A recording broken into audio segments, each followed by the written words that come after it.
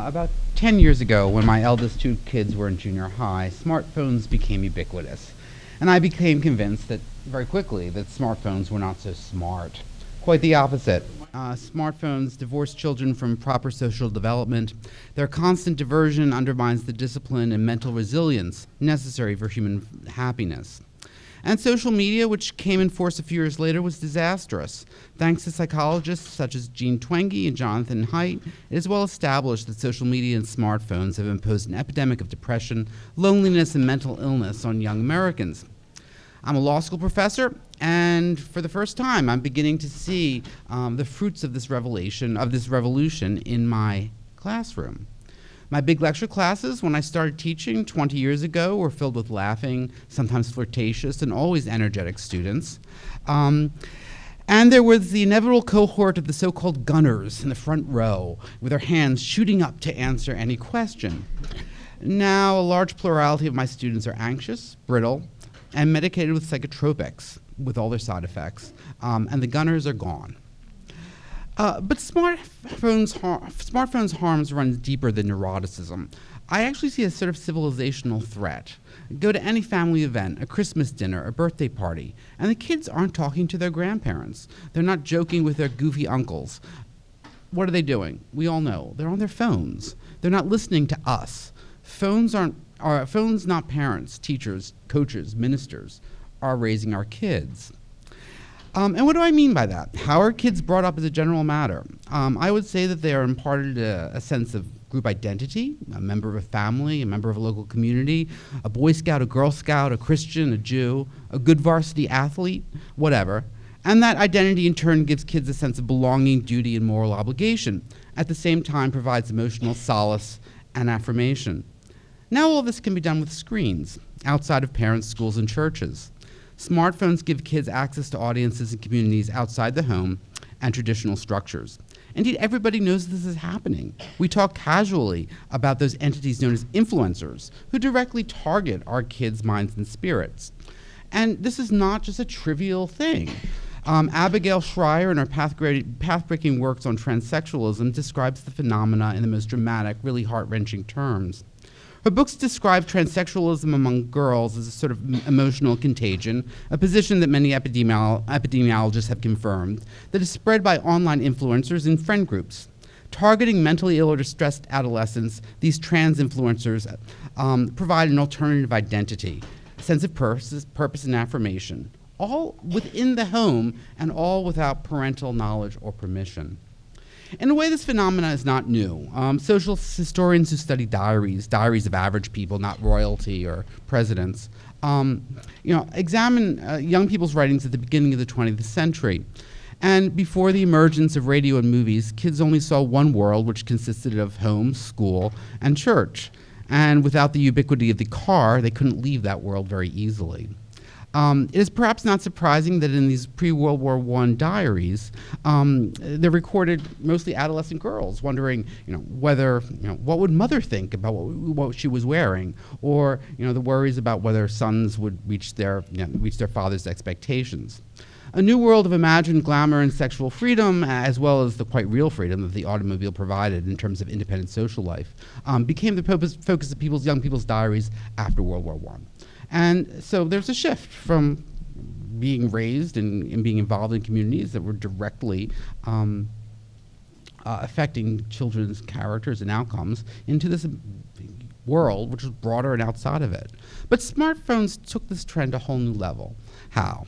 Well, I think as Claire pointed out, it's really what has been termed limbic capitalism. Advertisers marshal our kids' libidos, anxieties, and insecurities for profit.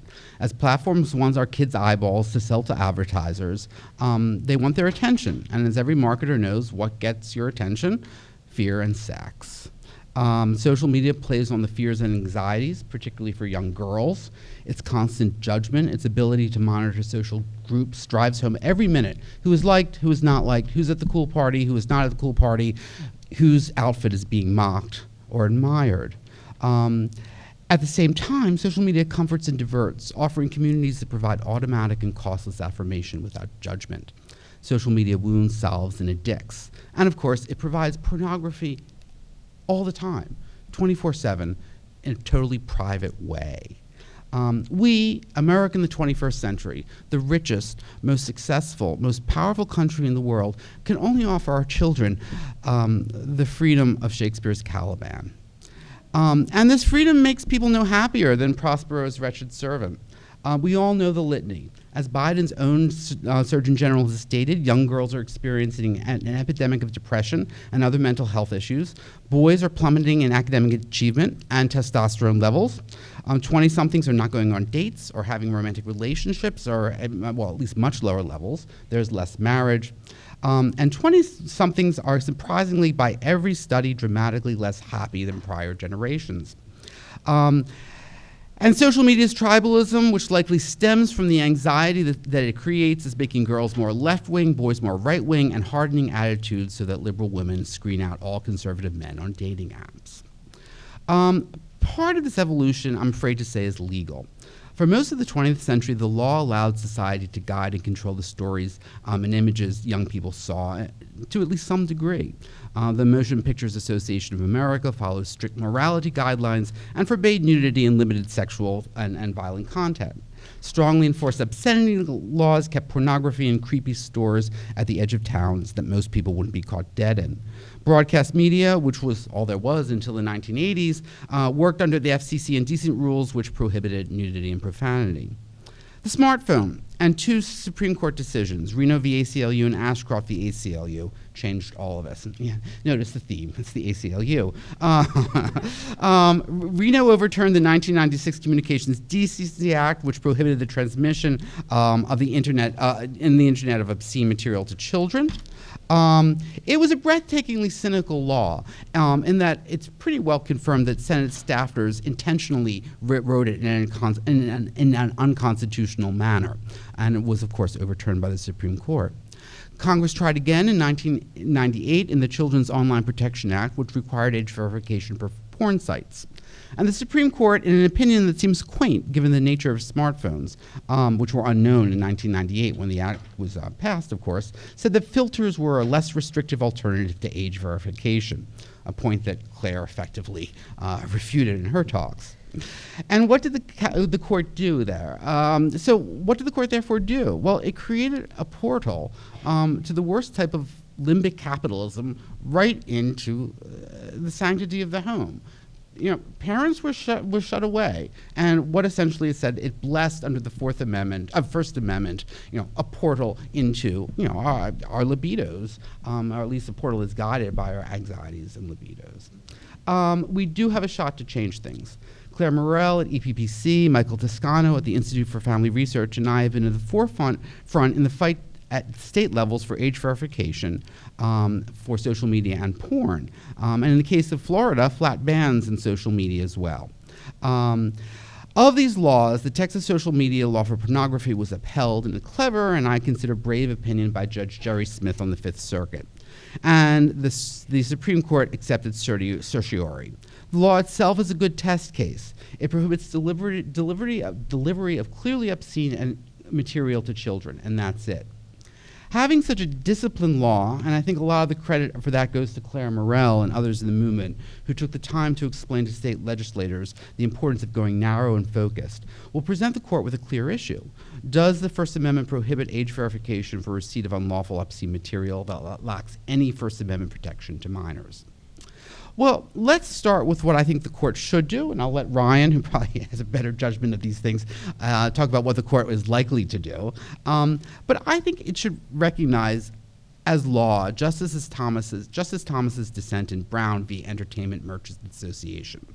That case involved a California law that required parental consent for purchases of violent video games. This law was overturned in an opinion written by Justice Scalia in his most libertarian mode. Scalia, in his defense, rightly found the evidence of harm to children from video games unconvincing and feared, as always, expansive state interference with speech. But Thomas, quite characteristically, saw things more deeply. He wrote that people do not have a First Amendment right to talk to our kids without our permission, and therefore he would have upheld the California law. It seems to me that if there's no principle more necessary to maintain parents, really society's ability to raise children, is that we have to control who talks to them. And this principle applies as a corollary to people who want to send clearly unlawful material to our kids, material that we as a society have judged harmful and constitutionally unprotected, like obscenity. They should be able to do so within the confines of the First Amendment. Second, the court must recognize that Ashcroft and Reno are no longer good law. I think Ryan will talk more about it, but I mean, they were pre-smartphone decisions. They were based on sort of absurd claims that no longer make sense. My favorite one is, Reno says that the internet is not as invasive as the radio or television, and communications over the internet do not invade an individual's home or appear on one's computer unbidden. Users seldom encounter sexual content by accident. So clearly these are factual findings of the court, as they say, must revisit. So instead, I think the court should go back to earlier precedent like Pacifica, which upheld the FCC's regulation of indecent speech in radio and broadcast on the grounds that it was invasive to the home. So finally, the court must reevaluate its views on how age verification burdens free speech. The court in Ashcroft, which overturned COPA, said that age verification burdens speech because it requires, quote, all adults to gain access to speech that they have a right to see, because some adults could look at indecent speech, must identify themselves or provide their credit card information. The court found this burdensome. Well, what does that really mean? They really said that, look, you have a right to browse porn anonymously.